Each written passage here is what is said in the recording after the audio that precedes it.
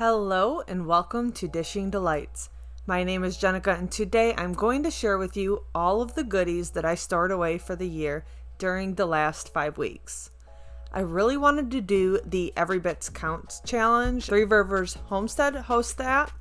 I really want to do that challenge, but because August is such a busy time for us, I wanted to make sure that I participated in the challenge without the stress of posting weekly. So this is a compilation of the many ways that I preserve food throughout the month as my August harvest was gathered and brought into my home. To start, I'm going to show you what I preserved, then I'm going to show you how I preserved it. Now let's get into it. For our spices, I have some basil. I have 2 jars of that right here. All I did was just dehydrate that in the dehydrator. I also did the same for my parsley. This is quite a bit of parsley. I still have a bunch growing, so I will continue to dehydrate basil and parsley well into September and October. And right here, some red pepper flakes. I'm going to be dehydrating many more of these as well. This is 4 peppers. We used this the other day on pizza. They're very spicy and absolutely delicious. So we figured if we dehydrated about 10 more of these, we'll have enough to get us through the winter. A few other things that we put away in August. My husband has a few bags of fish from fish that he caught this month. We also have these dehydrated corn. I'm hoping to put more corn up in the freezer, but I haven't got my bushel yet. I need to do that next weekend. I also have these tomatillos. What I did is, as I had about a couple dozen tomatillos, I roasted them. Then I put them in either a Ziploc bag or in these little cupcake silicone holder things.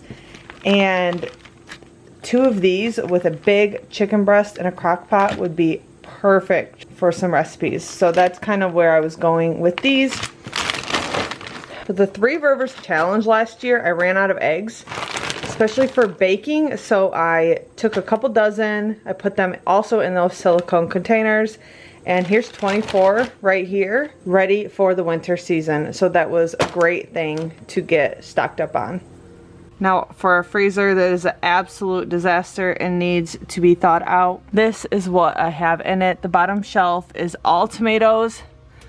I just put these in the bags. I'll show you how I did that. And then this is the tomato juice that I juiced.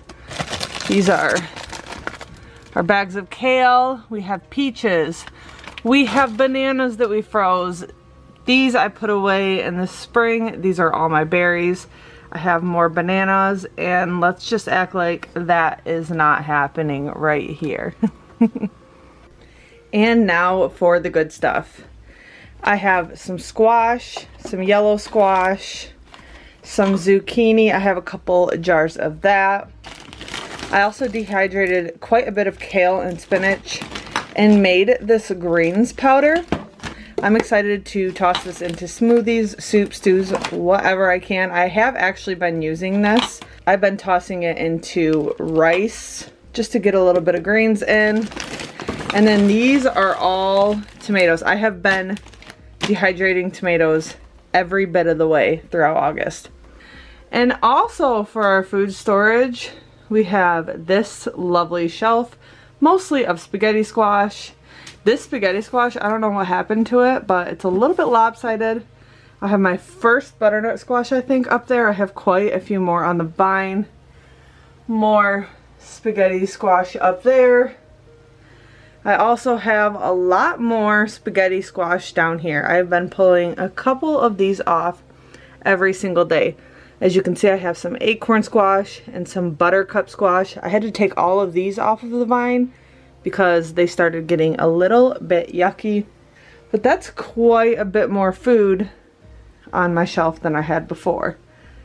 These are all beans, more beans.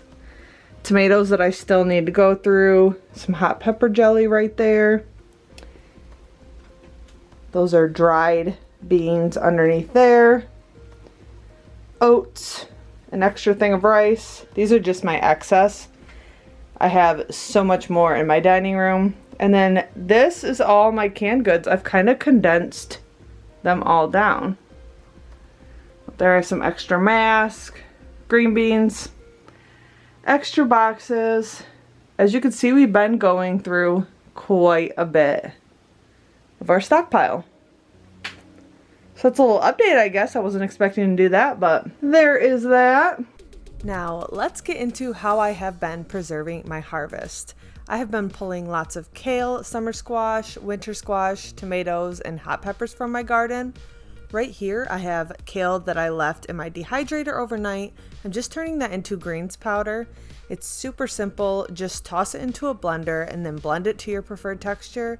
And then you can just toss it into any dish throughout the year. I've been tossing it into soups, stews, eggs. It's really such a versatile vegetable, so I would highly recommend tossing some spinach or kale into your dehydrator and make a greens powder for yourself.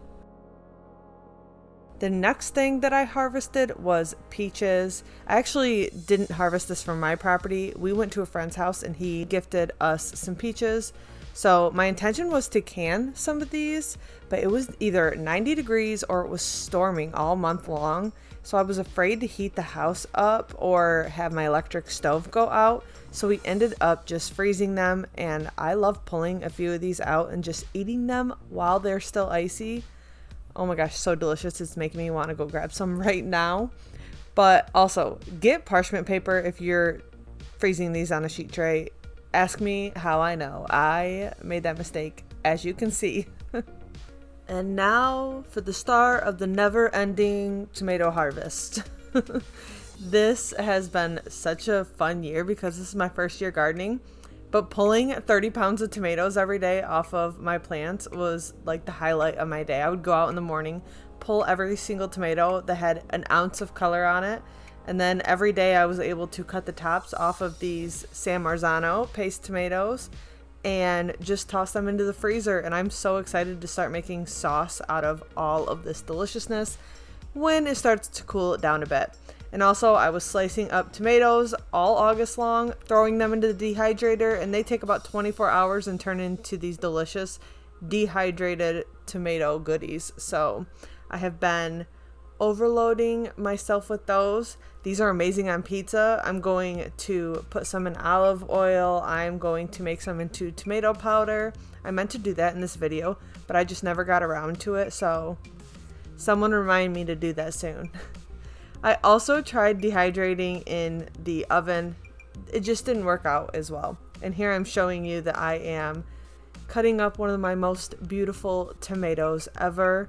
I have been dehydrating my sandwich tomatoes because they have that good, rich flavor, and I can get that into my powder form. So I use the paste tomatoes for my sauce and all the other goodies for my powder, my dehydrated tomatoes. Like I said, I've been pulling lots of tomatoes and kale out of my garden.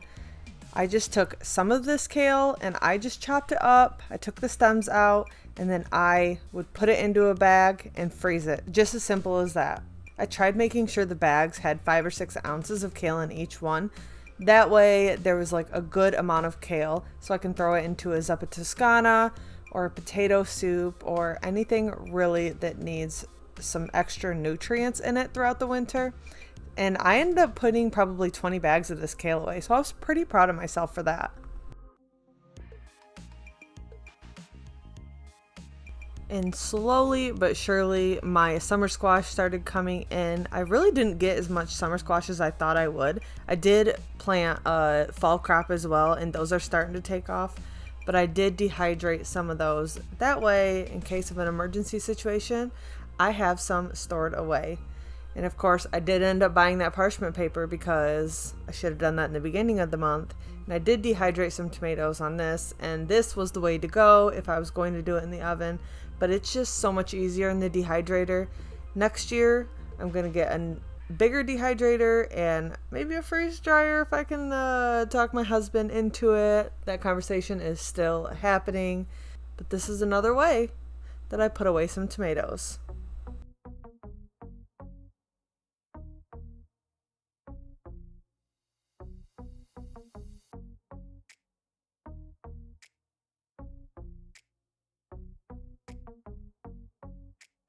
Now this is just a way for me to show you that I did preserve some other things. I took this leftover chicken carcass, pulled the meat off, tossed that into a freezer, and tossed that carcass into the freezer as well. That way I can make some stock later on in the season.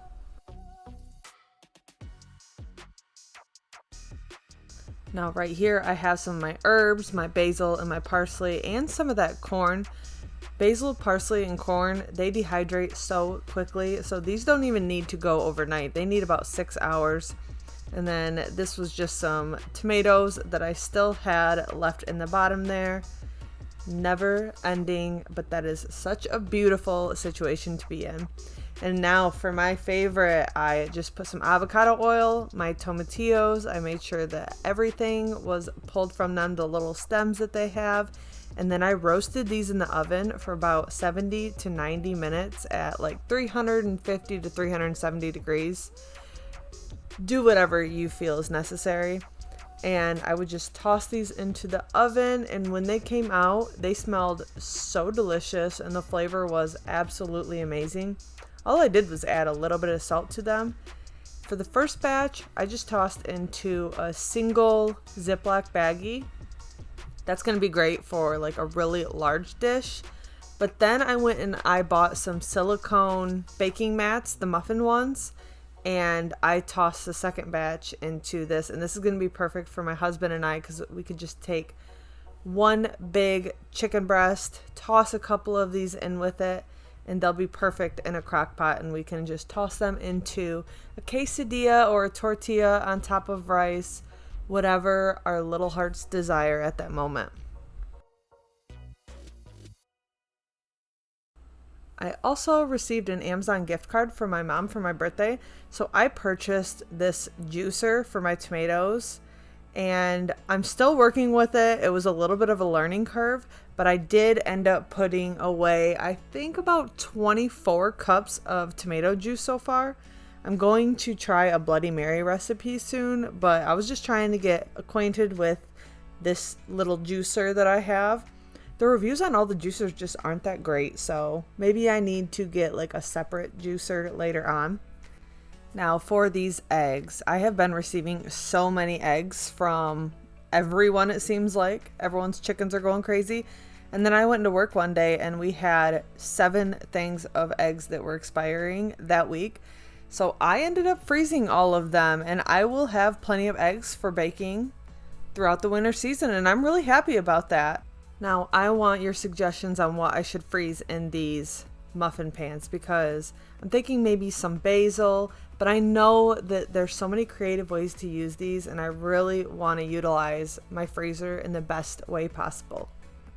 Now we are closing in on the end of the month. Of course, the tomato harvest never ever stops. My counter has been filled with tomatoes up until about this weekend. I am doing my voiceover on the 4th of September.